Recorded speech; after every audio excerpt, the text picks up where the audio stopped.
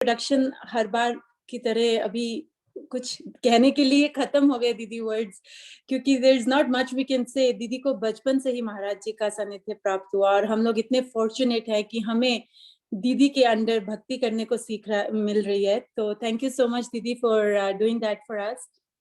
Radhe Radhe. We would like to welcome you दीदी। और अगर किसी को कोई भी क्वेश्चंस है, please raise your hands. More section on the top right, आप रेज हैंड की ऑप्शन होगी, आप सब लोग कर सकते हैं and we will get started. Also the few announcements. कल दीदी का प्रोग्राम है जो कि हम इस ग्रुप लिंक में भी डालेंगे, यूट्यूब में भी होगा और प्लस जो हमारा व्हाट्सएप ग्रुप है उसमें भी डालेंगे। और दीदी रिट्रीट करने जा रही हैं जिसकी रजिस्ट्रेशन इज इन प्रोसेस। अगर आप में से कोई भी रजिस्टर करना चाहता है तो उसका लिंक भी अभी चैट बॉक्स में अवेलेबल होगा। And at the same time उसको हम यूट्यूब में भी अपडेट करेंगे और व्हाट्सएप ग्रुप में भी अपडेट्स आपको साथ ही साथ में देते रहेंगे। We encourage you all to be part of the retreat and get the benefit while we are at home during COVID times. We will now get started for the questions. Feel free to raise your hands.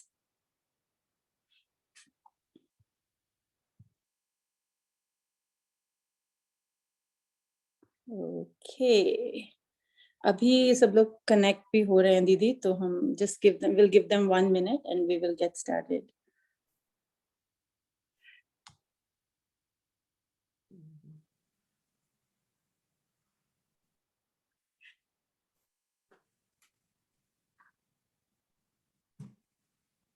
अगर questions नहीं है तो हमारे पास email में बहुत से questions आए हैं, हम उसी में से स्टार्ट करेंगे।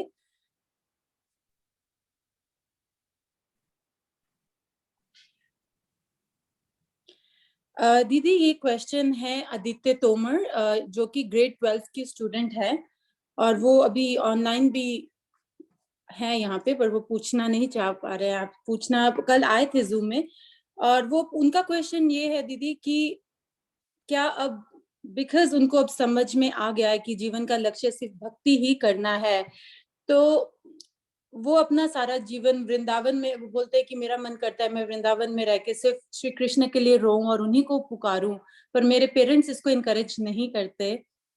तो क्या कोई वे है जिससे महाराज जी या उनके प्रचारक मुझे एक सन्यासी बना सके, जिससे लीगली मैं अपने फैमिली को समझा सकूं कि मैं सन्यासी बन चुका हूं और वह भक्ति में अपना सारा जीवन दे सके?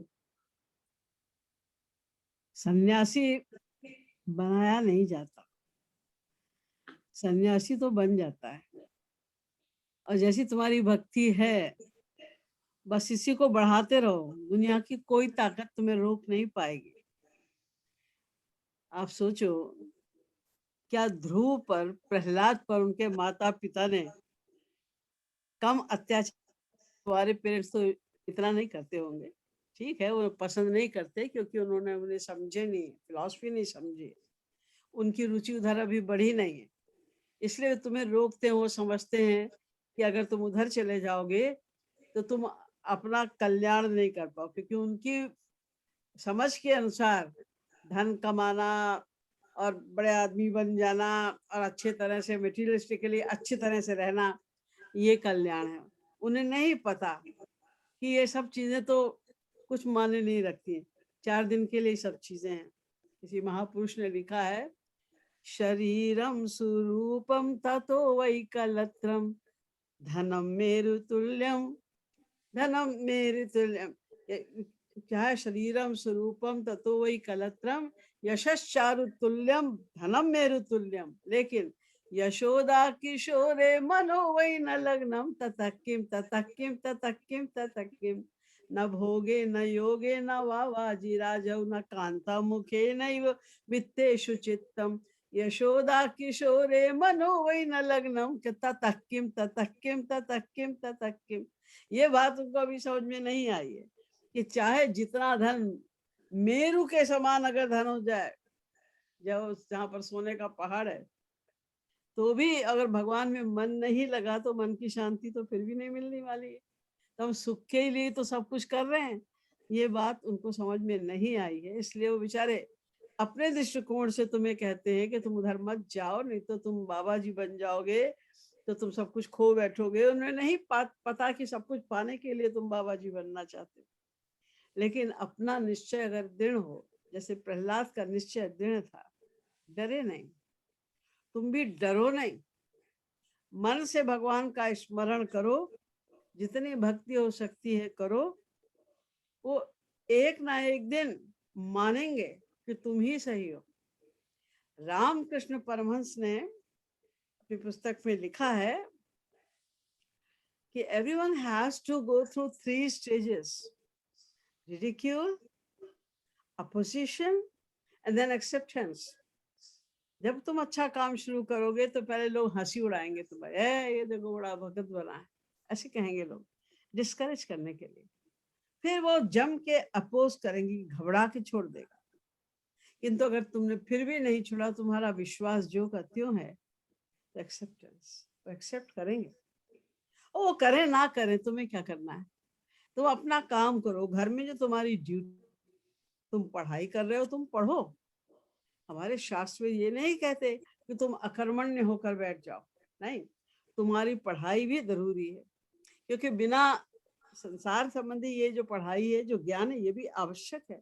आध्यात्मिक मार्ग पर चलने के लिए भी ज्ञान आवश्यक है। महाराज जी भी बहुत जोर देते थे पढ़ाई के ऊपर, इसलिए पढ़ाई पे ध्यान दो, अपनी अधिक से अधिक ध्यान दो, और ये सोच के ध्यान दो कि हम तो सेवा के लिए ही कर रहे हैं। हम पढ़ाई भी महाराज जी पसंद करते थे, हमारे गुरु को पसंद था कि हम अच्छे से पढ़ाई करें, इसलिए हम कर रहे हैं। और हर कार्य को करते हुए हर व्यक्ति कुछ तो सोचता है ना, चिंतन तो चलते ही रहता है। तो बजाय कुछ और अनाप शनाप चिंतन करो, या तुम अपने पेरेंट्स के विषय में ये सोचो कि वो अच्छे नहीं है, वो हमें रोकते क्यों हैं।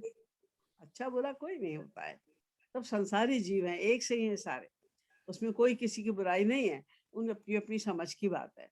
इसलिए उनके विषय में गलत मत सोचो, क्योंकि वो तुम्हें जितना मना करेंगे, तुम्हारी और ललक बढ़ेगी इस ईश्वर पर मार्ग पर चलने के लिए। तो ये भी एक भगवत कृपा है, डिस्गाइज, ये भी कृपा है, इसको भी कृपा समझो। देखो मीराबाई का कितना विरोध हुआ, लेकिन उनकी भक्ति तो उससे बढ़ती ही गई। हमें भी वही सोचना है, और कोई रास्ता नहीं है कि जब तुम्हें मौका, तुम अपने कमरे में बैठे हो और तुम भगवान का चिंतन कर रहे हो, तुम फिलॉसफी को पढ़ रहे हो या सोच रहे हो, तुम्हें कौन रोकेगा? बांध दिया गया था प्रहलाद को, उनका बांध, शरीर को ही तो बांधोगे, मन को तो नहीं बांध सकते तुम। मन तो हमारा श्याम सुंदर के पास में है, उसे कौन छीन सकता है हमसे? तो अपने निश्चय दृढ़ रखो, घबराओ नहीं। रक्षिष्यति विश्वासः, शरणागति के 6 लक्षणों में ये एक प्रमुख लक्षण है कि रक्षिष्यति, भगवान हमारे साथ हैं, हमारे गुरु हमारे साथ हैं, रक्षिष्यति, वो अवश्य रक्षा कर रहे हैं, करेंगे। उन पर पूरा विश्वास रखो। और ये कठिन परिस्थितियां तो आती जाती रहती हैं, ये तो हमारी परीक्षा है, हमारी दृढ़ता की परीक्षा है, हमारी निष्ठा की परीक्षा है, हमारी भक्ति की परीक्षा है। इसमें फेल मत होना, अपने दृढ़ विश्वास के साथ लगे रहो। ये मत सोचो माता पिता खराब हैं, वो गलत शिक्षा दे रहे हैं, उन्हें पता नहीं है, वो अपने हिसाब से अच्छी शिक्षा दे रहे हैं, उन्हें पता हो जाएगा तो तुम्हारी तारीफ करेंगे। Thank you, Didi. Our next question is from Garima Joshi, US. So if we could spotlight her, please. Radhe Radhe Radhe Radhe. दीदी, श्री महाराज जी ने एक श्लोक कुछ स्पीचेस में कहा है, उत्तम भूत गुणों हरि। इस श्लोक का क्या अर्थ है? इत्थम भूत है, उत्तम नहीं है, इत्थम भूत, भूत गुणों हरि। जो लोग आत्मा रामाश मुनियो निर्ग्रंथाप्युरुक्रमे कुर्वन्त हेतुकीम भक्तिम इत्थम भूत गुणों हरि। इसका मतलब ये है कि जो आत्मा राम निर्ग्रंथ महापुरुष हैं, यानी जिन्हें ब्रह्मानंद की प्राप्ति हो चुकी, जो सदा उसी ब्रह्म के, निराकार ब्रह्म के आनंद में डूबे रहते हैं। वो आनंद भी छोटा मोटा आनंद नहीं है, अथाह है, अनलिमिटेड आनंद है।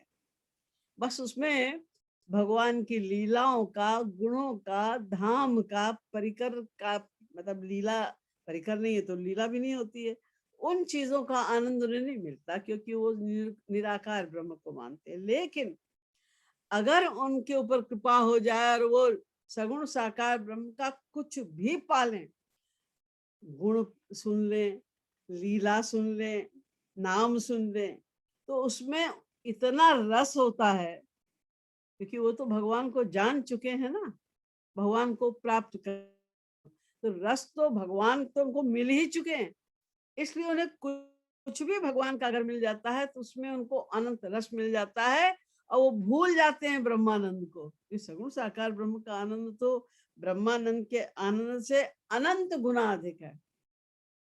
वो तो परमाणु तुलाम अपी, वो एक अणु के बराबर भी वो सुख नहीं रह जाता सगुण साकार ब्रह्म के आगे। इसीलिए बड़े बड़े जो ब्रह्मानंदी हैं, देखिए सुखदेव जी महाराज ने, उन्होंने केवल गुण सुना उनका।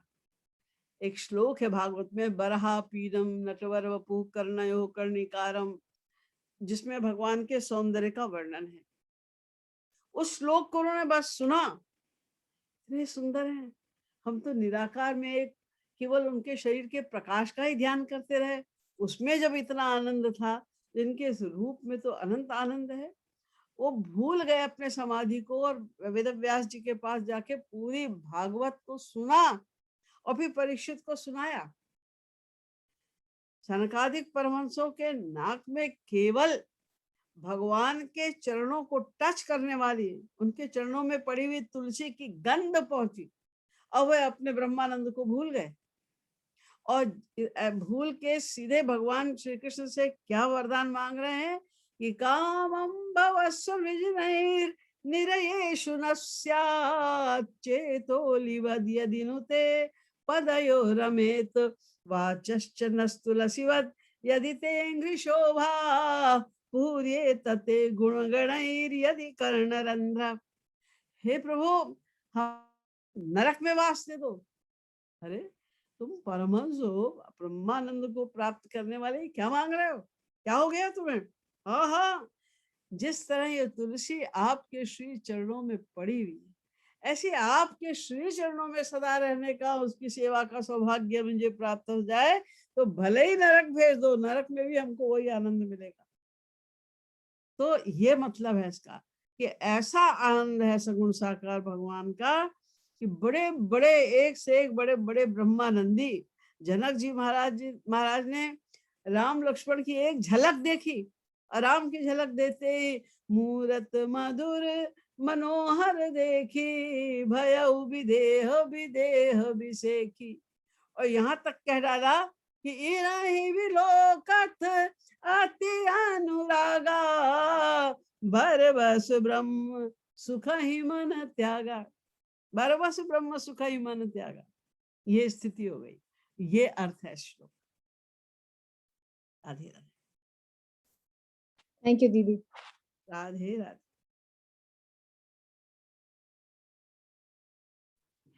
Thank you, Didi. Our next question is from Indureka Mishra from India.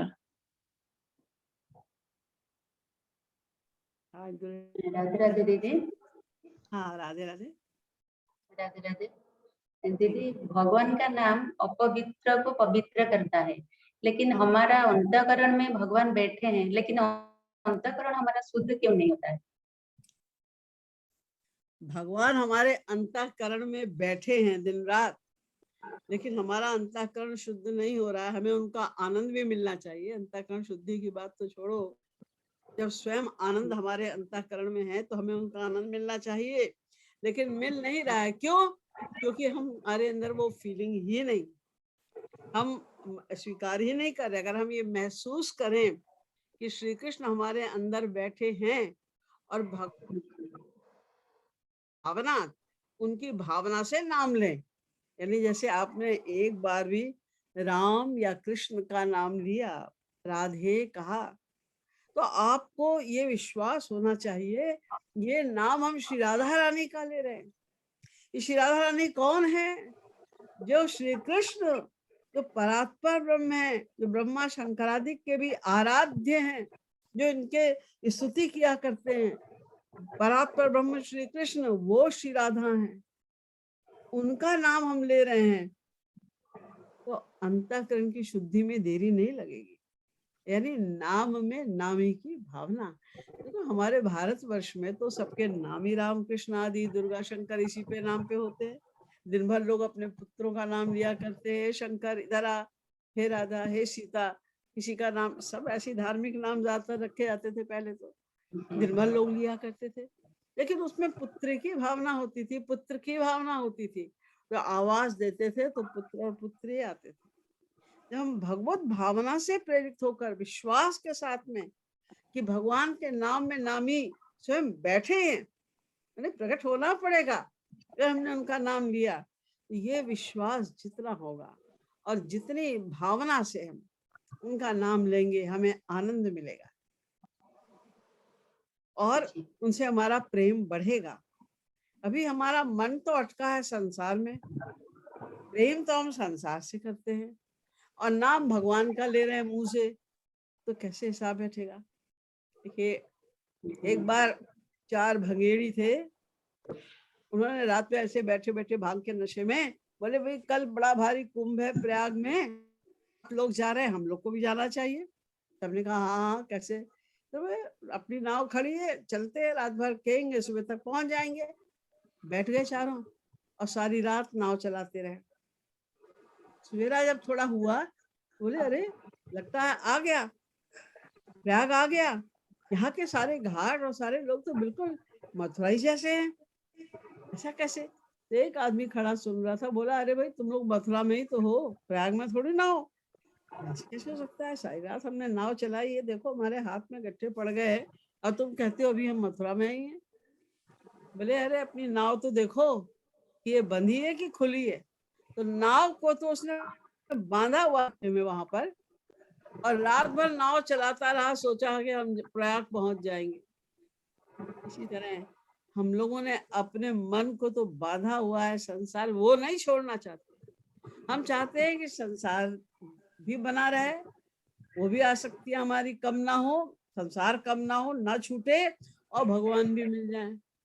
ऐसे कैसे हो सकता है भाई। ऐसा कभी हुआ है कि आप सोचें कि आप इंडिया भी ना छोड़े और अमेरिका पहुंच जाएं? पॉसिबल नहीं है ना। तो इसी प्रकार से मन को हमारा मन इसीलिए शुद्ध नहीं हो पा रहा है कि हम रूप ध्यान, महाराज जी ने बहुत अच्छी तरह समझाया है, बार बार समझाया है, हर पद के द्वारा, हर कीर्तन के द्वारा समझाया है कि रूप ध्यान जनु प्राण। इस शरीर के समान है बाकी सब चीजें तो, लेकिन रूप ध्यान प्राण है साधना का। रूप ध्यान नहीं किया तो 0 नंबर, 0, क्योंकि हमने सोचा ही नहीं कि हमको रूप ध्यान भी करना चाहिए। रूप ध्यान पूर्वक भगवान से हमें प्रेम को उत्पन्न करना है। बार बार सोचना होगा कि श्री कृष्ण ही मेरे, ही लगाना होगा। ये बहुत इंपॉर्टेंट बात है।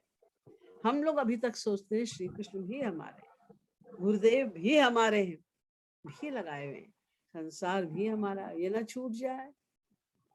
इतने ही लोग वहां महाराज जी के पास आते थे, इतना रस बरसता था, उस रस का खूब आनंद भी लेते थे। लेकिन 4-5 दिन बाद महाराज जी अब हम जा रहे हैं, महाराज जी उनको रोकते थे, तो तुम्हें इतना रस आ रहा है तो रुको, संसार तुम्हारे बिना कोई प्रलय थोड़ी हो जाएगा। लेकिन नहीं, आसक्ति उन्हें खींचती थी, किसी के बिना कुछ बिगड़ नहीं जाता। एक से एक बड़े बड़े लोग चले गए संसार से, संसार तो जो करते चल रहा है, किसी के बिना कुछ नहीं बिगड़ जाता। हमारी आसक्ति है, आसक्ति के कारण ये भ्रम हमें रहता है कि हम नहीं रहेंगे तो ये गड़बड़ हो जाएगा, वो गड़बड़ हो जाएगा। कुछ गड़बड़ किसी के बिना कुछ नहीं होता है, जो होना है वो तो होगा। आसक्ति हटानी है, और आसक्ति हटाने के लिए अधिक साधना करनी होगी, समझ के करनी होगी कि उसे हमें पाना है, इसी जन्म में पाना है। अगला जन्म पता नहीं कैसा मिले, हमें कहाँ मिले, हम कुछ कर पाए कि नहीं कर पाए। अभी तो हमें सही गुरु भी मिल गए, सही मार्ग भी पता चल गया है, और हमारा मनुष्य देह भी हमको मिला है, भारत में हमको जन्म मिला है, जितने के साधन है सब हमें प्राप्त हो गए हैं। बस मन लगाने की देरी है, समझने की देरी है कि वे ही हमारे, और ये शरीर मैं नहीं हूँ, मैं आत्मा हूँ, इसलिए आत्मा का संबंधी केवल और केवल परमात्मा ही हो सकता है। इसलिए श्याम सुंदर ही हमारे हैं, उनको ही पाना है। बार बार ये सोच के उनको पाने की परम व्याकुलता को पैदा करना होगा। जितनी जितनी उनमें व्याकुलता होगी, संसार से वैराग्य होगा, यानी मन शुद्ध होता जाएगा, संसार से वैराग्य होता जाएगा, फिर आंसू भी बहेंगे और मन भी लगेगा, मन की शुद्धि होती जाएगी अपने आप। हमें चलना सही सही होगा, रास्ता पकड़ो, रास्ते का पता चल गया आपको, अब आप सही सही उस पर चलो भी, कोशिश करो पूरी पूरी। आप जितनी कोशिश करेंगे महाराज जी, आपके गुरु आपको हेल्प भी करेंगे। हमारी कोशिश होनी चाहिए। Thank you. थैंक्स। तो आप सबको एक अनाउंसमेंट करनी है कि we have a WhatsApp group which is just so that we could give you all the information of दीदीज प्रोग्राम। अगर आप उस व्हाट्सएप ग्रुप का पार्ट बनना चाहते हैं तो अपना फोन नंबर जूम की चैट पे छोड़ सकते हैं और मैं आपको फिर उस ग्रुप में ऐड कर दूंगी। But make sure to give me the country code because we have devotees from all over the world, तो हमें पता नहीं चलता ये सिंगापुर का नंबर है, इंडिया का है या टोरंटो का है, तो please leave a country code. And we will proceed for the next question. Shubham.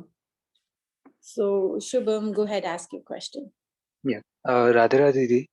Radhe Radhe. दीदी मैं मतलब महाराज जी से मतलब कभी मिलने का सौभाग्य नहीं हुआ, तो ऐसा मन में आता है कि मतलब क्या मिल पाएंगे मतलब कभी? आपका अगर प्रेम है, श्रद्धा है, तो क्यों नहीं मिल पाएंगे? क्योंकि ऐसे महापुरुष शरीर से तो भले ही चले जाते हैं संसार में से, लेकिन जाते तो कहीं नहीं है, तो वो यहीं पर ही हैं। और कोई भी भक्त ब्रह्मांड के किसी भी कोने में हो, कोई भी भक्त जब उनसे प्रेम करता है, उनको प्रेम पूर्वक याद करता है, उनके बताए हुए मार्ग पर चलने की चेष्टा करता है, भक्ति करता है, तो भगवान और गुरु, ऐसे गुरु ये लोग योगक्षेम वहन करते हैं और आपको जरूर मिलेंगे। आपके मन में जो थोड़ा सा प्यार उत्पन्न हुआ है महाराज जी के लेक्चर्स को सुन के, इससे भी ये सिद्ध होता है कि पूर्व जन्म में भी कुछ ना कुछ संबंध आपका उनसे रहा है। भले कुछ कुसंग हो गया होगा आपका, तो आपका संबंध उनसे टूट गया, इसी कारण आप इस जन्म में उनसे नहीं मिल पाए। लेकिन अगर आप अब भी संभल जाएं और अपनी भक्ति सही सही करें, क्योंकि आपको पता ही चल गया होगा महाराज जी के प्रवचनों को सुन के कि महाराज जी के प्रवचनों का मूल ये है कि जब भी साधना करो रूप ध्यान पूर्वक करो और ये समझे रहो कि हमारे केवल वही हैं। मामेकम शरणम ब्रज, जो गीता में भगवान श्री कृष्ण ने कहा है कि केवल और केवल मेरी ही शरण में आना होगा। तो ये माइंड में रखो, ये संसार से हमें कुछ ना मिला है ना मिलने वाला है। जो मिल रहा है संसार से, स्त्री पति धन ऐश्वर्य, ये सब तो क्षण भंगुर है, कब छिन जाएगा। यानी पहली बात तो शरीर का ही नहीं पता कि कब छिन जाएगा, और शरीर रहा भी तो भी ये सब कब छिन जाएगा हमें कुछ नहीं पता, कुछ नहीं मालूम। कब हम भिखारी बन जाएंगे कुछ नहीं मालूम हमको। तो इसलिए ये संसार हमारा है ही नहीं, तो हम सबका प्रत्यक्ष अनुभव है। जब मृत्यु होती है तो व्यक्ति जब चला जाता है तो शरीर को तो गधे भी नहीं घर में रखना चाहेंगे। अरे इसको निकालो जल्दी, बदबू करेगा, रोग फैलेंगे, कीटाणु फैलेंगे, लोग घबराते हैं, निकालो जल्दी करो, ऐसा कहने लग जाते हैं लोग। पता है सबको कि हम शरीर नहीं है, कि हम ये भूले हुए हैं, बात भूल जाते हैं। जब तक हम शरीर देखते हैं तो ये हमारा है, ये हमारा पति है, ये हमारा बेटा है, ये हमारी बेटी है, ये हमारी माँ है, हमारे बाप, उसी में उलझे रह जाते हैं। ये बार बार महाराज जी के प्रवचनों को बार बार सुनिए, बार बार सुनने से आवृत तिरस्कृत उपदेशात, बार बार यदि आप रिवीजन करेंगे फिलॉसफी का, तो धीरे धीरे धीरे धीरे जो हमारे कुछ संस्कार हैं वो हटेंगे, समझ में हमको आएगा कि भाई हमारा कौन है, हम कौन है, हमारा कौन है। उनसे ही हमें प्रेम करना है, उनको ही पाना है। कि जितनी जितनी आपकी भावना बढ़ती जाएगी, समझिए महाराज जी आपके पास हैं, वो आएंगे, अवश्य आपको दर्शन देंगे और आपको भवसागर से पार भी उतारेंगे। बस आपके विश्वास पे सारा कुछ निर्भर करता है। Radhe Radhe. Okay, thank you. And our next question is from Gaurav, Atlanta. Gaurav, go ahead, ask your question. Radhe Radhe दीदी। हाँ, राधे राधे गौरव। दीदी, कभी कभी स्पेशल ओकेजन्स के लिए हम लोग अभिषेक करते हैं या चरण पूजन करते हैं या आरती ऐसे करते हैं। दीदी, आप सिग्निफिकेंस बता सकती हैं? क्योंकि हमें कुछ स्पेशल फीलिंग नहीं आते हैं, जैसे हमको लगता है कि ये स्पेशल चीज है, लेकिन जब हम करते हैं तो हमें ज्यादा लगता है कि हम केवल फिजिकल एक्शन कर रहे हैं। तो आप सिग्निफिकेंस बता सकती हैं? हाँ, देखो, जो भगवान के चरण हैं और गुरु के जो चरण हैं ना, ये इसमें सारे तीर्थों का वास होता है। देखो, अब इसको यूं समझो कि तीर्थ कहते किसे हैं? जहां जहां भगवान के अवतार हुए हैं या बड़े बड़े महापुरुषों के अवतार हुए हैं, उन्हीं को तो हम तीर्थ कहते हैं ना, क्योंकि वहां पर इनके चरण पड़े हैं। तो जहां जहां संतों के चरण पड़ते हैं, जहां जहां भगवान के चरण पड़े, वो तीर्थ कहलाते हैं, क्योंकि चरणों की सबसे ज्यादा इम्पोर्टेंस होती है। क्योंकि वैसे भी सब जो साधारण मनुष्य भी होते हैं, कि भी जो सारी एनर्जी होती है, जो सरप्लस एनर्जी होती है, वो हमारे जो पैर है तो इनके नाखून के माध्यम से बाहर निकलती रहती है। ऐसी महापुरुष की भी जो एनर्जी है, वो उनके चरणों में रहती है, जो बाहर निकलती रहती है। इसीलिए जब हम उनके चरणों में, चरणों के अग्रभाग में अपने मस्तक को रखते हैं, तो मस्तक में हमारे उसे रिसीव करने की पावर होती है। कुछ पिट्यूटरी ग्लैंड्स होते हैं हमारे फोरहेड में, तो उससे हम उसको रिसीव करने की हमारे अंदर पावर होती है, हम उसको ग्रहण करते हैं। दूसरी बात ये, जब हम चरणों में झुकते हैं, तो ये भाव विनम्रता का है, दीनता का है, कि हम आपको अपने को समर्पित कर रहे हैं। जब तक हम गुरु के चरणों में अपने आप को समर्पित नहीं करेंगे, उनकी बात मानेंगे कैसे? उनकी बातों का हमें विश्वास कैसे होगा? तो हमें उनको समर्पित करना है। अगर हमें गुरु से कुछ पाना है, गीता में लिखा है, तद विद्धि प्रणिपातेन परिप्रश्नेन सेवया उपदेक्षन्ति ते ज्ञानम ज्ञानिनः तत्त्वदर्शिनः। पहली बात लिखी कि अगर तुम्हें गुरु के पास, समझो कि कैसे जावा है गुरु, कैसे लाभ उठे मिलेगा गुरु का, बड़ी बात है। तुम उनके शरणागत होकर जाओ, प्रणत होकर जाओ, यानी अपने को सरेंडर करके जाओ। और सरेंडर का मतलब ये है कि अपने मस्तक को, हमारा मस्तक जो है हमारे शरीर का सबसे ऊंचे का भाग है, और चरण जो है वो सबसे निचले भाग का है। तो आपके चरणों में हम अपने सबसे ऊंचे भाग को नतमस्तक करते हैं, यानी अपने आप को हम समर्पित करते हैं, अपने आप को हम समर्पित करते हैं। ये भाव रख के हमें गुरु के पास जाना है। जब हम गुरु की चरण रज लेते हैं, तो समझो ये तीर्थों का रज ले रहे हैं। सारे तीर्थ जहाँ भगवान के चरण पड़े में, ये तो तुम्हें पता चल ही गया महाराज के प्रवचनों से, कि संत और महापुरुष और भगवान में, संत और भगवान में कोई अंतर नहीं। जानत तुम ही वह जाई। जैसे ही कोई व्यक्ति भगवान को प्राप्त करता है, भगवान अपनी सारी पावर्स उनको दे देते हैं, और उस क्षण से उसके समस्त कार्यों के कर्ता भगवान हो जाते हैं। तो वो तो केवल शरीर रह गया ना, वो तो खुद कुछ रहा ही नहीं अब, क्योंकि उसके अंदर भगवान बैठ गए और भगवान ही उसके सारे कार्यों को संपन्न कर रहे हैं। तो वो तो भगवान ही हो गया। तो जानत तुम ही हो जाए, वो तो भगवान ही है। तो उनके चरणों की जब हम रज लेते हैं, तो उस रज से हम पवित्र होते हैं। हम अपने मस्तक पर धारण करते हैं रज से, हमारी बुद्धि ठीक होती है, पवित्र होती है, मन पवित्र। फिर उनका चरणोदक लेते हैं, हम उनके चरणों को धोते हैं। तो समझो, या ये सोचो कि भगवान के चरणों को हम धो रहे हैं। भगवान के चरणों में कितनी निर्मलता, कितनी पवित्रता और कितनी दिव्यता है, इसका अंदाज इसी से लगा लो कि भगवान श्री कृष्ण के चरणों का ही तो जल है ये गंगा जल। अब इसमें तो कितने गंदे नाले मिल जाते हैं, हर प्रकार के पानी, हर प्रकार की गंदगी डाल दी जाती है गंगा नदी में, लेकिन गंगा नदी अशुद्ध नहीं होती। जो पानी उसमें जाता है, चाहे कितना गंदा हो, वो भी गंगा बन जाता है वहां जाके। ऐसे ही महापुरुष में हम जितना अपने मन को समर्पित करके करते हैं, उनका चरण रज हम ले रहे हैं, तो सोचें कि हम किसके चरण रज ले रहे हैं, हम किसके चरणों का स्पर्श कर रहे हैं, जिनके चरणों का स्पर्श ब्रह्मा शंकरादि को भी दुर्लभ है, जिनके चरणों की रज लेने के लिए भगवान कहते हैं ब्रजाम में हम नित्यम पिए ये रेणु भी, मैं इन भक्तों के पीछे पीछे चलता हूँ कि इनकी चरण मेरे ऊपर पड़ जाए और मैं पवित्र हो जाऊं। वो चरण रज है, ये वो चरण है, ये जिनमें हम अपने मस्तक को धारण को रख रहे हैं, ये चरणोदक है। इसका हम पान करेंगे तो हमारा अंतःकरण पूर्णतया शुद्ध हो जाएगा।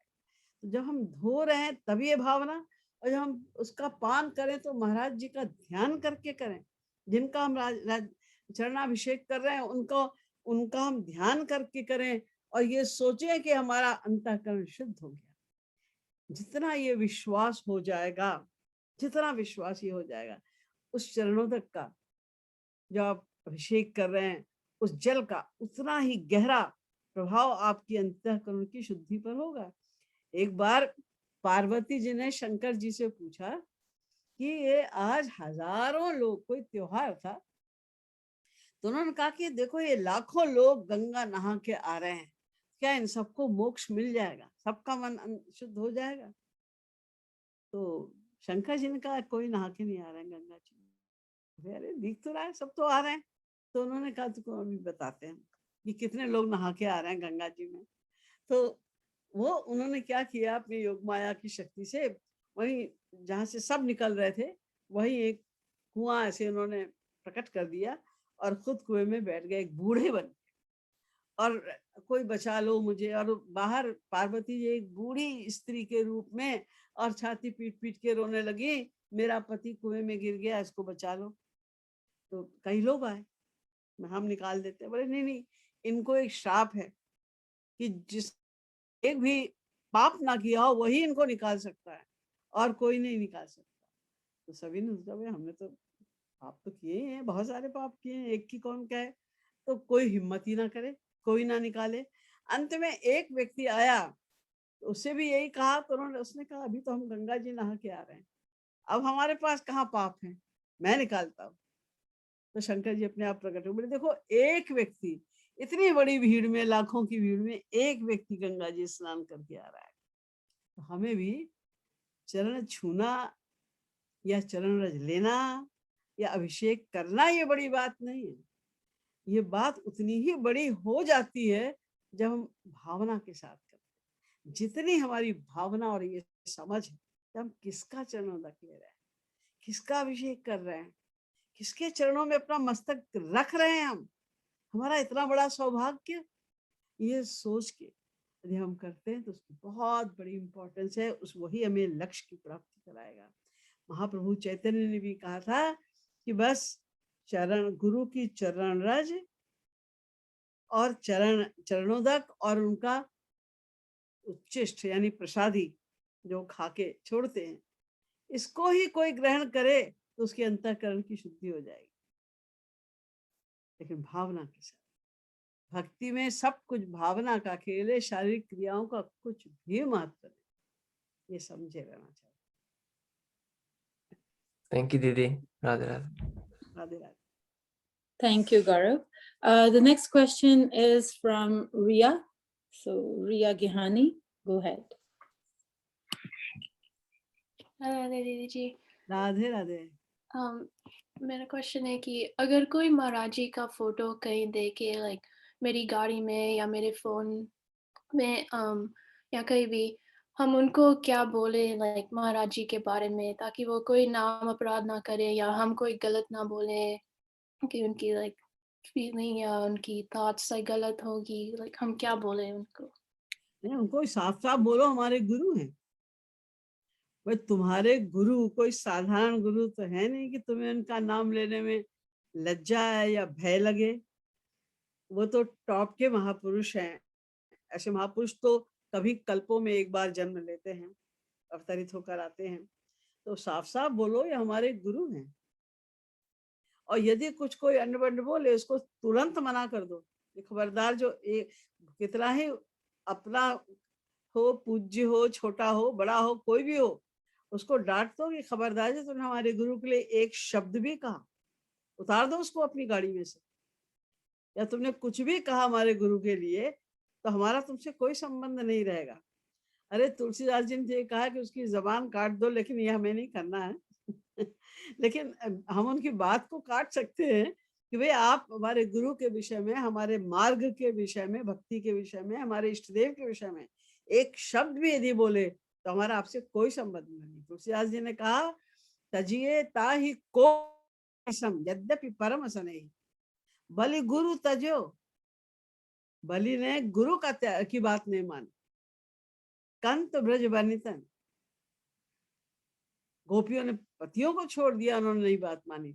बलि गुरु तजो कंत ब्रज बनितन, और तजो पिता प्रहलाद, विभीषण बंधु, ये सब एग्जाम्पल्स हैं हमारी हिस्ट्री में, उनके द्वारा बताया जा रहा है कि आप सुनिए, कोई इस बात में संकोच, भय, शर्म नहीं होनी चाहिए कि हम ये कहें गर्व के साथ कि हमारे गुरु हैं। हमें तो गर्व के साथ कहना चाहिए हमारे गुरु हैं।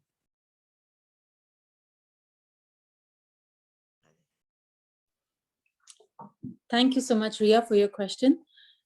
And our next is Pradeep Kumar Pradhan. Pradeep ji, go ahead.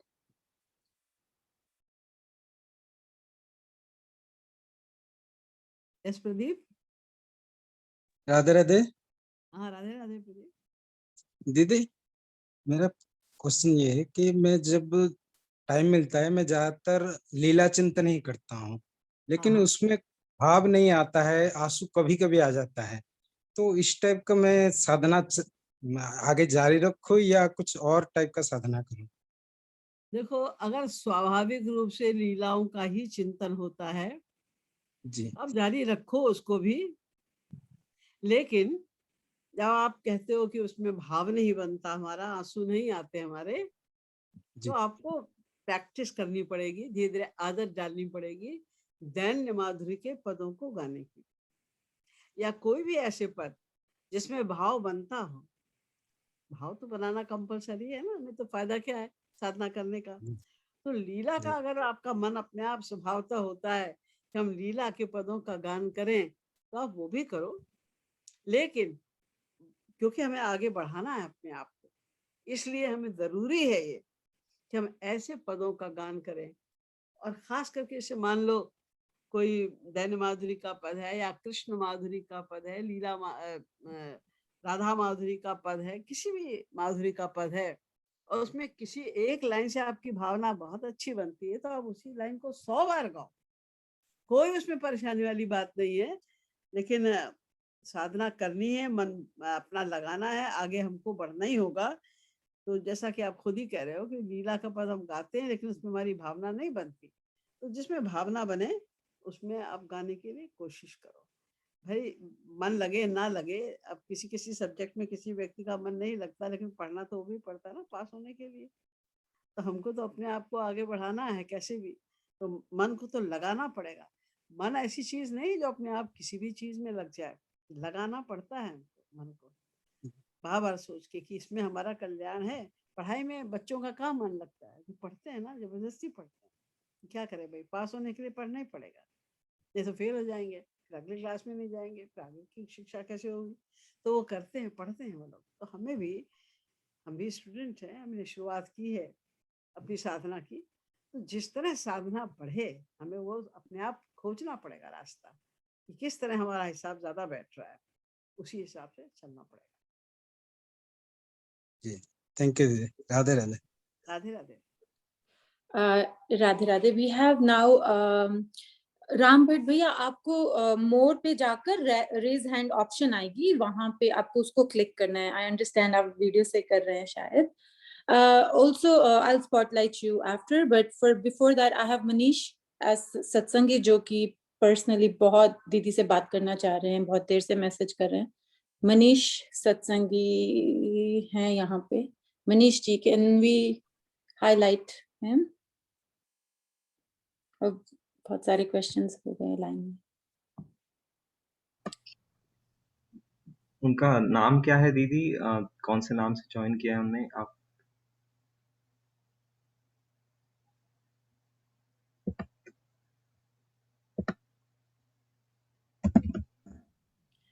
या वो एक्चुअली वीडियो ऑन की है पर उनको टेक्नोलॉजी नहीं आ रही है रेज हैंड करने की। आप जब तक उनको ढूंढ रहे हैं तब तक हम प्रदीप कुमार जी को हाईलाइट कर देते हैं। प्रदीप,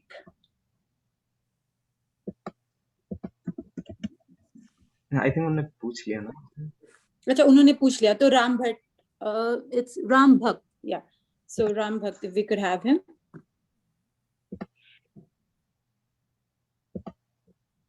राम भक्त भैया अनम्यूट का ऑप्शन आ रहा है, उसको एक्चुअली यू नो मनीष भैया ने ही अपना नाम राम भक्त रखा है इस आईडी में, सो वी वर कंफ्यूज्ड। ठीक है, गो अहेड।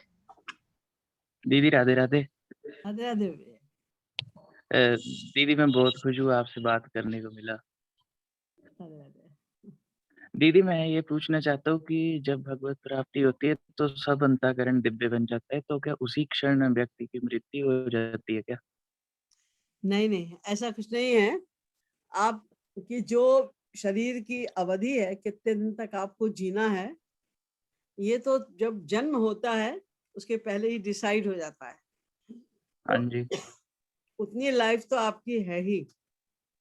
जब भगवत प्राप्ति हो जाती है, अंतःकरण दिव्य बन जाता है, तो ये भक्त की चॉइस पे भी है कि आप चाहो तो शरीर त्याग कर सकते हो, लेकिन उन लोगों को कोई फर्क नहीं पड़ता शरीर त्याग करें और चाहे ना करें।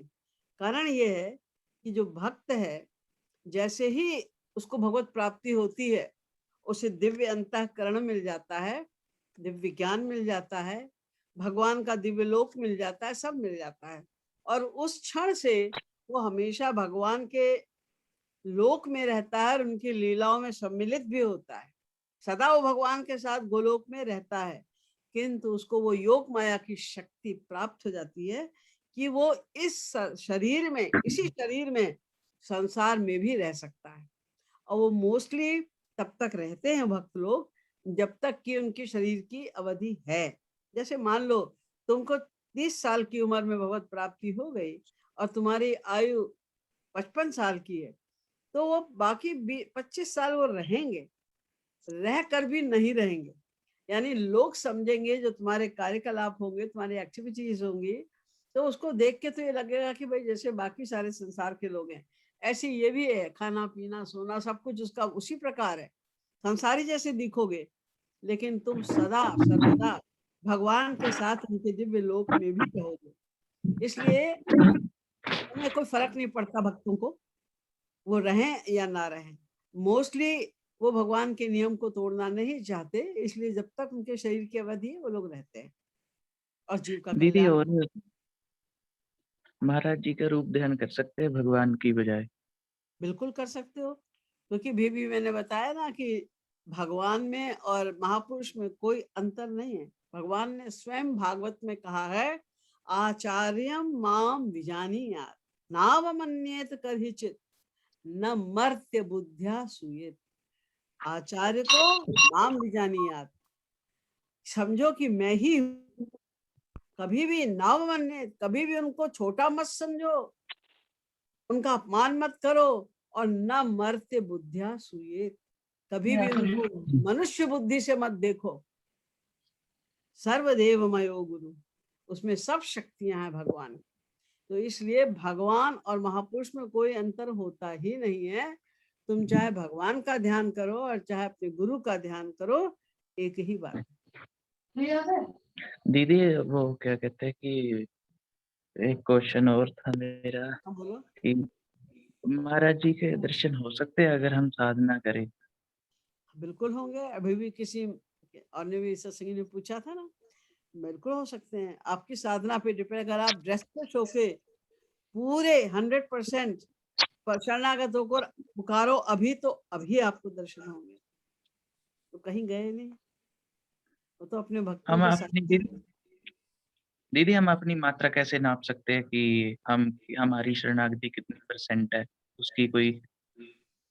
जितना ज्यादा व्याकुलता तुम्हारी बढ़ती है भगवान को या गुरु को पाने की, जितनी ज्यादा व्याकुलता है तुम्हारी, उतना ही ज्यादा तुम्हारा संसार से डिटैचमेंट होगा।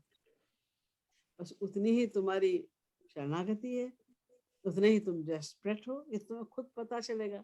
जब रहा ना जाए, जब ऐसी स्थिति आ जाए कि अब तो अगर दर्शन नहीं हुए उनके तो हम मर जाएंगे, ऐसा लगने लगे कि मैं तो मर जाऊंगा उनके दर्शन के बिना, इतना ज्यादा तुम जब व्याकुल हो जाओ तो भगवान भी तुम्हारे बिना व्याकुल हो जाएंगे, उन्हें दर्शन देना ही पड़ेगा। एक बड़ा सुंदर शेर है इस माने में, एक एक भक्त था, इतना व्याकुल हुआ, इतना रोया भगवान के लिए कि उसको लगा कि अब तो मेरे प्राण चले जाएंगे। तो भगवान से वो कहता है कि अगर तुम आ गए, अगर अब तो ये हालत हो गई है कि अगर तुम आ गए, तो अगर खुशी तुम में यहाँ जान नहीं जाएगी। आए तो गम में जान जाएगी, अगर तुम आ गए तो भी खुशी में जान खुशी में जाएगी। तो वो हालत हो गई है कि अगर तुम नहीं आए तो मैं तो जीवित नहीं रह सकता, और आ भी गए तो भी अब जीवित नहीं रहूंगा, क्योंकि इतनी खुशी, जब जितना दुख होता है किसी के वियोग में उतनी ही खुशी होती है मिलन में। तो आ गए तो भी खुशी में जान जाएगी। तो भगवान ने उसका उत्तर दिया है, मेरे आने न आने से जो तेरी जान जाएगी, मोहब्बत मौत की भी मौत बनकर फिर जिलाएगी। इतनी बड़ी पावर है प्रेम में। दीदी जैसे हम सपने में महाराज जी को देखते हैं, तो वो क्या असली होते हैं? नहीं, असली असली सपने में कुछ नहीं होता है, लेकिन तुम्हारा चिंतन रहता है अगर महाराज जी का, तो दर्शन उनको सपने में भी होते हैं, तो ये भी अच्छी बात है कि सोते सोते भी तुम्हारा चिंतन महाराज जी का ही चल रहा है, ये सिद्ध होता है। तो अच्छी बात है, बहुत अच्छी बात है वो, लेकिन उस वास्तविक दर्शन नहीं होता। और कभी कभी किसी किसी विशेष शरणागत जीव को महापुरुष दर्शन भी देते हैं, वो बहुत ऊंची स्थिति की बात है, सबको सब नहीं होता है। दीदी साधना में ये ठीक है कि एक टाइम जैसे अभी शाम का हो गया, रोज डेली आंसू उस वक्त बहाने हैं, और चाहे एक आए चाहे दो आए आने चाहिए, पर मतलब ऐसे कितने दिन मतलब रहेगा? महाराज जी खुश होते होंगे ऐसे? बिल्कुल, चाहे मतलब तुम ना भी आए आंसू तो भी अगर तुम कोशिश कर रहे हो आंसू बहाने की तो भी महाराज जी खुश होते हैं और उसका फल भी देते हैं। तो वैसे मेन तो यही रहता है कि महाराज जी के दर्शन करने हैं, भगवान को तो कभी देखा नहीं, अगर हमें हाँ, महाराज नहीं मिलते तो भगवान को हम कैसे जान पाते? और और देखो ऐसे तुम्हारे मन में भावना उठी, ये तीव्र भावना है कि तुम महाराज जी के दर्शन करो, यही बहुत बड़ी बात है। फिर इसी को और बढ़ाते जब जाओगे तुम, और जितनी तुम्हारा ये व्याकुलता बढ़ती जाएगी कि हमें महाराज जी के दर्शन करने हैं, जैसा कि मैंने अभी एक उदाहरण दिया, इतनी व्याकुलता हो जाए कि लगे कि अब महाराज जी के दर्शन नहीं होंगे तो प्राण निकल जाएंगे मेरे, तो महाराज जी को आना पड़ेगा, वो दर्शन देंगे। तो ये भी दीदी ठीक है वैसे कि एक टाइम चाहे एक आंसू आए, रोज डेली मतलब भागते हैं हम ऐसे? तो जितने भी आंसू आएंगे उतनी मन की शुद्धि होती जाएगी। और सबसे बड़ी फिर चीज ये मैंने अभी बताया तुम्हें कि तुम कोशिश कितनी कर रहे हो आंसू बहाने की, महाराज जी को याद करने की, तुम कोशिश कितनी कर रहे हो वो ज्यादा, आंसू कितने आए वो इतना इम्पोर्टेंट नहीं है, तुमने आंसू बहाने के लिए प्रयास कितना किया, शिव महाराज जी को याद करने के लिए, उनको रूप ध्यान करने की तुमने कोशिश कितनी की, गुरु उसको ज्यादा नोट करता है, उस पे ज्यादा नंबर हमें मिलता है। थैंक्स राम हमें भैया, दीदी आपको ये आपको लास्ट क्वेश्चन पूछना पड़ेगा बिकॉज बहुत क्यू है और टाइम बहुत लिमिटेड है। गो हेड कोई बात नहीं जल्दी। दीदी, थैंक यू बहुत बहुत आपका। थैंक यू भैया, आपके क्वेश्चन से हम सबको भी बहुत हेल्पफुल हुआ है। Thank you so much. And our next question is from Mahavir. Mahavir ji, you could ask.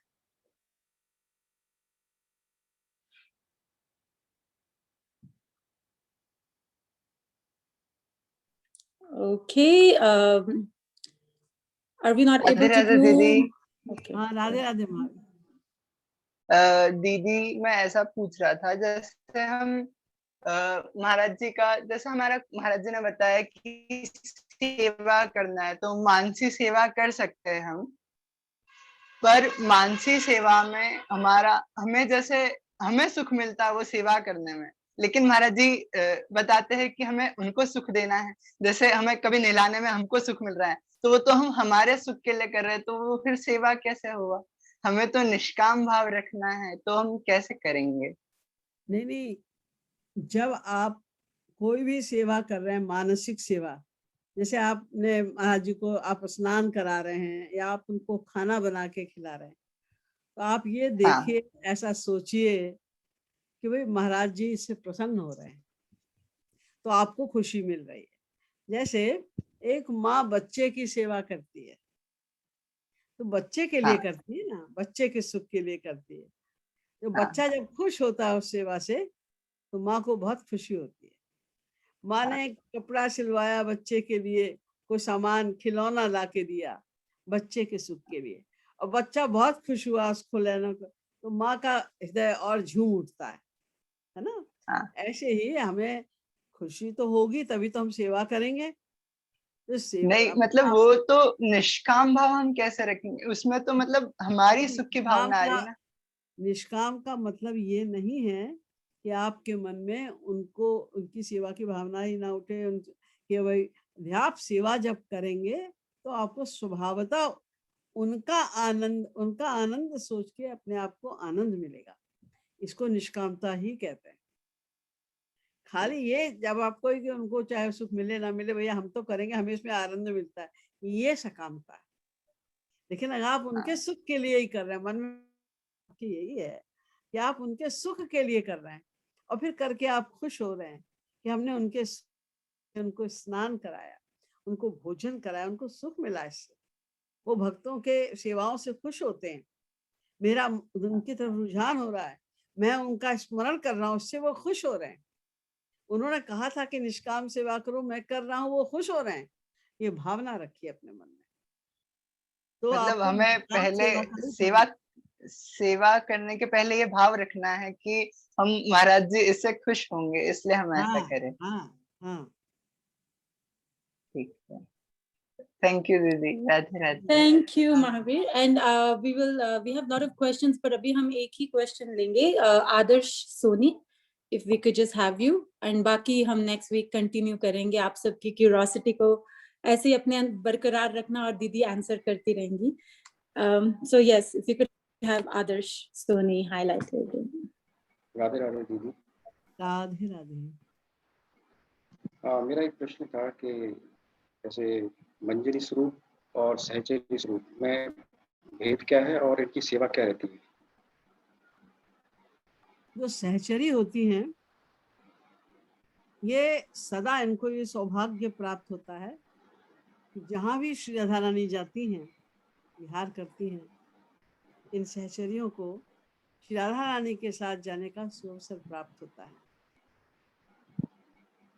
जहाँ कहीं भी वो जाती है, वो जो भी उनकी लीला हो रही है, जो भी वो कह रही हैं, जो भी वो कर रही हैं, जो उनकी श्याम सुंदर से वार्ता हो रही है, वो सभी कुछ देखने सुनने का उन्हें परम सौभाग्य प्राप्त होता है, और हर समय राधा रानी के साथ साथ घूमती है।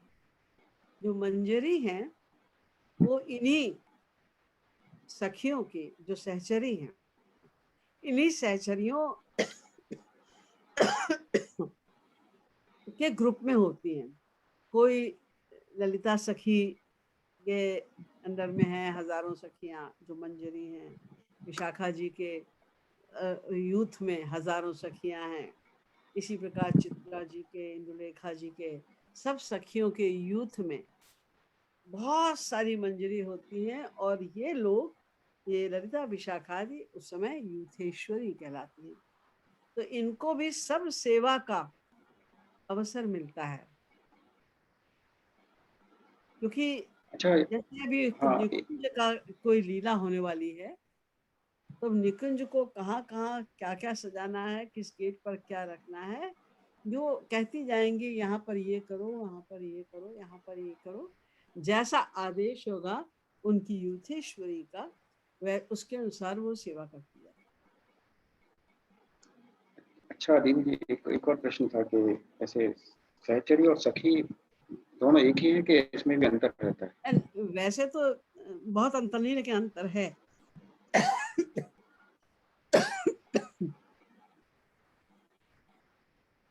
अच्छा, तब क्या हैं, ये हजारों हैं और सदा श्री राधा रानी के साथ रहती हैं। जो सखी हैं ये श्री राधा रानी की परमन तरंग सखियां हैं और ये इतनी उनके साथ में उतनी ज्यादा उनकी अंतरंग सखी है, इतनी अंतरंगता है उनकी कि वो श्री राधा रानी की कायव्यूह स्वरूपा कहलाती है। यानी उनका मन मानो श्री राधा रानी का ही मन है। मन का वास्तविक स्वरूप, साकार स्वरूप, श्री राधा रानी के मन का साकार स्वरूप देखना है तो वो सखी वृंद में दिखाई देता है। और ये अष्ट जो इन सखियों में जो सर्वश्रेष्ठ सखियां हैं उनको कहते हैं अष्ट महासखी। ये 8 हैं और आप जानते होंगे ललिता, विशाखा, चित्रा, इंदुलेखा, चंपक, लता, रंगदेवी, सुदेवी, ये 8 सखियां हैं।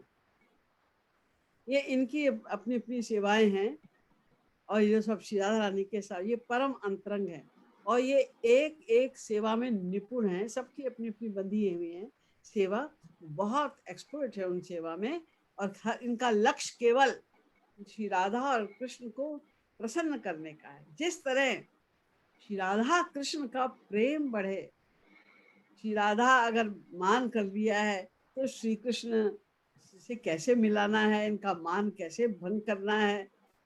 श्री कृष्ण अगर अलग हो गए हैं, दूर चले गए हैं, मान कर लिया है तो उनको कैसे श्री राधा से मिलाना है इत्यादि, और कैसे हास परिहास करना है जिससे वो दोनों प्रसन्न हो जाए। कैसे कैसी क्रीड़ाएं इनको सिखानी है, बतानी है कि वो दोनों के दोनों प्रसन्न हो जाए और दोनों बहुत आनंद उठाएं प्रेम रस का। ये सब अंतरंग बहुत सारी सेवाएं हैं जो ये सखियां करती हैं। तो सबसे ऊंचा होगा सहचरी से इस दृष्टिकोण से। वैसे तो सब अनंत आनंद प्राप्त कर रही है, सबको राधा कृष्ण का की सेवा ही मिल रही है, कोई अंतर ऐसा नहीं है खास, लेकिन फिर भी सेवा के अनुसार, अंतरंगता के अनुसार थोड़ा थोड़ा अंतर है। भाव की दृष्टि से देखा जाए तो मतलब किसका भाव सर्वश्रेष्ठ रहता है? हम लोग सखी नहीं बन सकते, हमें तो सखियों की मंजरी ही बनना पड़ेगा, सहचरियों की मंजरी ही बनना पड़ेगा, क्योंकि हम वहां नहीं पहुंच सकते उस स्थिति पर। हमें ललिता, विशाखा आदि जिसकी भी कृपा प्राप्त हो जाए, किसी भी अष्टमा सखी की कृपा प्राप्त हो जाए, तो हमें उसी के अनुसार उनकी कृपा से राधा कृष्ण की सेवा मिलती रहेगी। और सहचरी स्वरूप भी नहीं मिल सकता? सहचरी स्वरूप तो सहचरियों के अंडर में रहकर मिलेगा। अच्छा, थैंक यू भैया। दीदी इतनी क्यूरोसिटी देखकर ऐसे लग रहा है कि आई विश कुछ ऐसी सिद्धि हो कि समय को रोक सके और सबके क्वेश्चंस ले सके। YouTube की भी बहुत लंबी लिस्ट है और इतनी क्यूरोसिटी है पीपल में। बट ऑल्सो दीदी का जो वेबसाइट है जिसका लिंक अभी भैया जूम में डाल देंगे, उस वेबसाइट से हम हर वीक एक आर्टिकल पिक करते हैं और सब लोग पढ़ते हैं और एक दिन पहले क्विज करते हैं। उस क्विज में कल हमने अष्ट महासखी के ऊपर किया और दीदी गायत्री और योगेंद्र भैया में बहुत स्ट्रांगली टाई रहा, बट योगेंद्र भैया ने ब्रेक किया। तो हम चाहेंगे आप उनको इनकरेज करें और उनका नाम अनाउंस करें। योगेंद्र जी और गायत्री जी, आप दोनों को बहुत बहुत बधाई, क्योंकि अष्टमहासखियों के विषय में आपने ज्ञान प्राप्त किया, खोजा और आपने सही सही आंसर दिए, तो इससे आपकी नॉलेज तो बढ़ी है। और जितना ज़्यादा आप जानेंगे इन डिवाइन पर्सनैलिटीज के विषय में जो प्रेम मार्ग से संबंधित है, क्योंकि हम लोग का मार्ग तो प्रेम का ही मार्ग है और प्रेम मार्ग में की अधिष्ठात्री देवी श्री राधा है और श्री राधा की सबसे परमांतरंग भूता जो कायव्यूह स्वरूपा उनकी जो सखियां हैं वो ललिता, विशाखा आदि अष्ट महासखियां हैं, जैसा कि मैंने अभी आप लोगों को बताया था। तो उनके विषय में आपने जानकारी प्राप्त की। मैं चाहूंगी कि और भी आप विषयों के लिए तैयार रहें और जितना अधिक अधिक आपको ज्ञान प्राप्त होगा, क्योंकि भक्ति में यद्यपि भक्ति ही प्रधान होती है, प्रेम ही प्रधान होता है, लेकिन जितना हमें महात्म ज्ञान होता जाता है उतना प्रेम स्वाभाविक रूप से बढ़ता भी जाता है और महात्म ज्ञान होना आवश्यक है। एटलीस्ट हम लोग की जो स्टेज है, अभी इनिशियल स्टेज है, इसमें जितना हम उनके विषय में सुनेंगे, जितना हम उनके विषय में जानेंगे, उतना ही हमारा प्रेम बढ़ता जाएगा। इसलिए मैं तो चाहूंगी आप सभी लोग सावधान रहें, तैयार रहें, और जब भी कोई इस तरह का क्विज आपको दिया जाएगा तो आप सभी लोग आगे बढ़कर उसमें भाग लें और उसका आंसर देने की चेष्टा करें। नहीं भी पता होगा तो आप रीड करके छानबीन करके उसका आंसर देंगे तो नॉलेज तो बढ़ेगी आपकी, आपका प्रेम भी बढ़ेगा। योगेंद्र भैया, आपकी वीडियो ऑन नहीं थी तो हम आपको हाईलाइट नहीं कर सके, बट दीदी की तरफ से आपको इतना ब्यूटीफुल मैसेज मिला। अभी भैया की वीडियो ऑन हो चुकी है। I think he is saying Radhe Radhe to दीदी। राधे राधे। थैंक यू भैया। आपने गो अहेड भैया, आप अनम्यूट कर सकते हैं अपना, कुछ बोलना चाहें दीदी को तो। राधे राधे दीदी, राधे राधे दीदी, थैंक यू दीदी, बड़ा राधे अच्छा लगा दीदी क्विज। जी दीदी, राधे राधे दीदी। दीदी राधे। बहुत अच्छा लगा क्विज में, सही में मतलब जो चीजें हमें नहीं मालूम थी तो दीदी ने वीडियो डाला था, उस पर पूरी नॉलेज दी थी, तो बहुत सी अच्छी चीजें मालूम चली दीदी, सच में। बहुत अच्छी बात है। थैंक यू योगेंद्र भैया। और जो लोग रेज हैंड कर रहे हैं, सत्यनारायण और बाकी काफी लंबी लिस्ट है, तो उन सब से भी मैं माफी मांगूंगी। और नेक्स्ट वीक लुक फॉरवर्ड करते हैं कि आप लोग जल्द से जल्द लॉग इन कीजिए और आपको सबसे पहले लेंगे।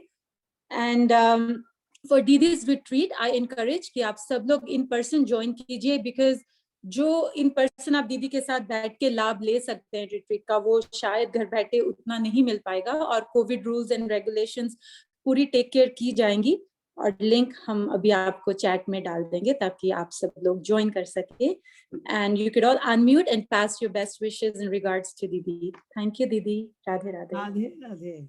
राधे राधे दीदी, प्रणाम। राधे राधे दीदी, प्रणाम। राधे राधे दीदी। Thank you. गुड नाइट दीदी। राधे राधे। राधे राधे। राधे राधे। राधे राधे। राधे राधे दीदी। राधे राधे।